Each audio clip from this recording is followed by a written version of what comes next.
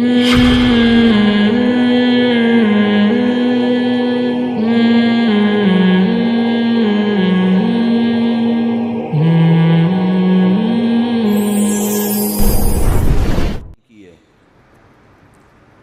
میں ہمیں یہ بھی پتہ چلتا ہے کہ بعض دفعہ ایک آدمی خراب ہوتا ہے، 2 آدمی، 4 آدمی، بعض دفعہ پورا کلچر ہی غلط سمت میں چلنا شروع ہو جاتا ہے۔ یہاں انسان کی آزمائش بہت زیادہ ہوتی ہے۔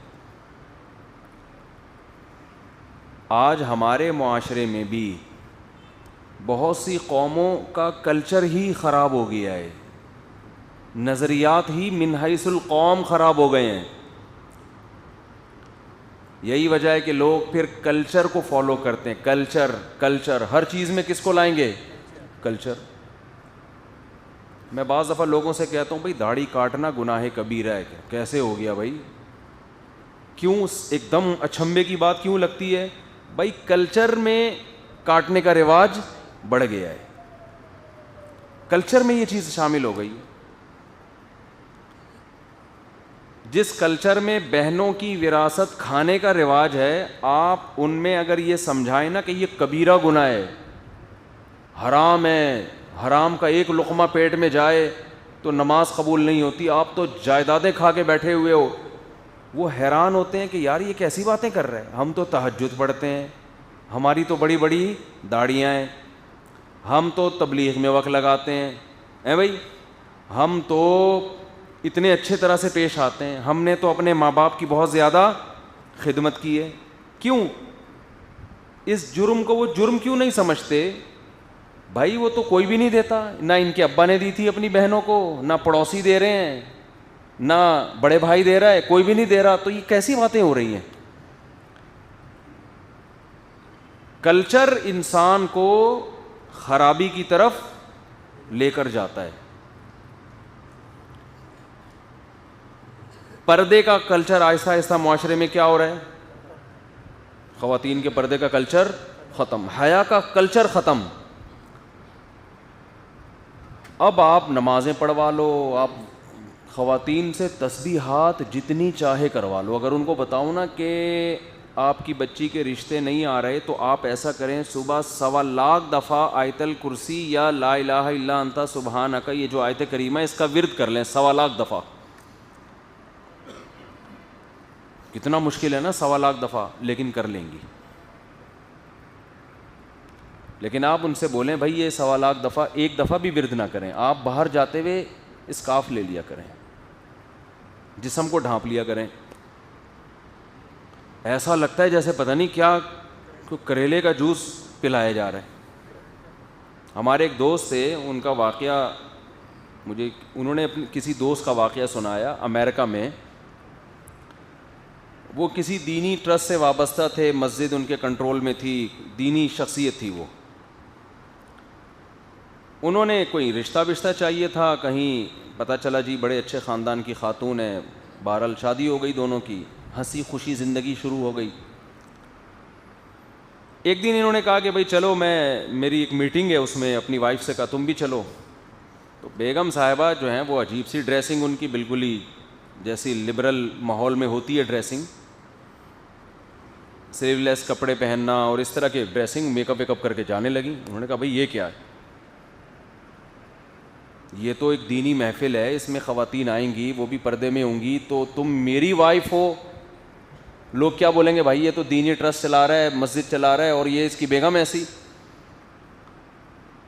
تو اس نے اپنی بیگم سے کہا کہ نہیں آپ مکمل اسکارف لیں گی، کورڈ ہوں گی۔ بیگم صاحبہ نے کہا یہ نہیں ہوگا۔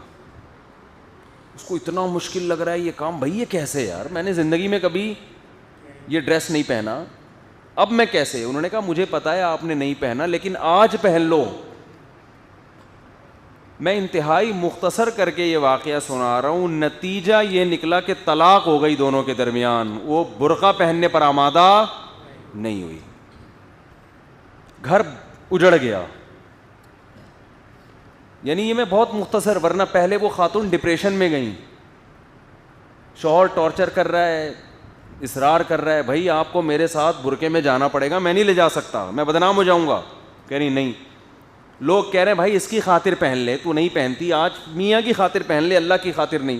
نہیں, اتنا آپس میں اختلاف ہوا ہے کہ خاتون ڈپریشن کی گولیاں کھانے لگی, سٹریس.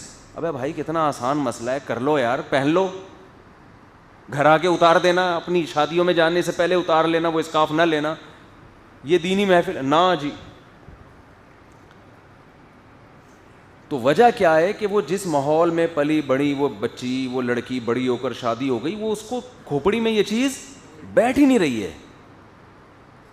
آپ یہ واقعہ سن کے حیران ہوں گے کہ یار ایسا بھی ہوتا ہے, اس سے بھی زیادہ ہوتا ہے. میرے پاس واقعات بہت ہیں, اس سے بھی زیادہ ہوتا ہے. تو اس سے ہمیں سبق ملتا ہے کہ جو اپنے مائنڈ کو چینج نہ کرنا چاہے نا, کلچر کو خدا بنا لے, اس کے واقعی کھوپڑی میں بات نہیں آتی. وہ خاتون مسلمان بھی اس لیے کہ جتنا کلچر سے اسلام ملا ہے اتنا اسلام ان کو قبول ہے. بھائی وہ جس گھر میں پیدا ہوئی وہاں کا کلچر تھا, ہم مسلم ہیں, رمضان کے کبھی کبھار روزے رکھ لیتے ہیں, یہ کلچر کا حصہ ہے. شادی مسلمانوں میں کرنی ہے, عیسائی ہندو میں نہیں کرنی, تو کلچر کا حصہ ہے. داڑھی بھی قابل قبول تھی ان کے لیے, میاں کی داڑھی تھی, یہ بھی حصہ ہے. پردہ کلچر میں نہیں تھا, بھائی طلاق ہو گئی مگر وہ پردہ کرنے کے لیے ایگری نہیں ہوئی. ایک اور واقعہ, ہمارے دوست تھے, ان کی کہیں شادی ہوئی, طلاق ہو گئی نا, دیندار تھے, وہ نہیں بنی, دوبارہ وہ کر نہیں رہے تھے کہ اتنا, انہوں نے کہا میں اتنا بدنام ہو گیا ہوں, کیونکہ وہ جو آدمی دیندار ہوتا ہے نا, نمازی پرہیزگار, اس پہ انگلیاں زیادہ اٹھتی ہیں کہ ایک بیوی کو تو پال نہیں سکا اور نصیحتیں کرتا پھرتا ہے لوگوں کو. اب لوگوں کو کیا پتہ غلطی کس کی تھی, اس کی تھی یا ان کی تھی, یہ چیزیں سمجھانا لوگوں کو بڑا مشکل ہوتا ہے. کوئی مشہور آدمی جب میاں بیوی میں ڈیورس ہونا تو نیچے کمنٹس دیکھا کریں, کچھ اس کو الو کا پٹھا کہہ رہے ہوتے ہیں شوہر کو, ابے یہ تو بندہ ہی 2 نمبر ہے, اور کچھ اس کو کہہ رہے ہوتے ہیں عورت کو کہ یہ نہیں بسا سکی. ہونا یہ چاہیے کہ آپ کسی کو کچھ نہ بولو.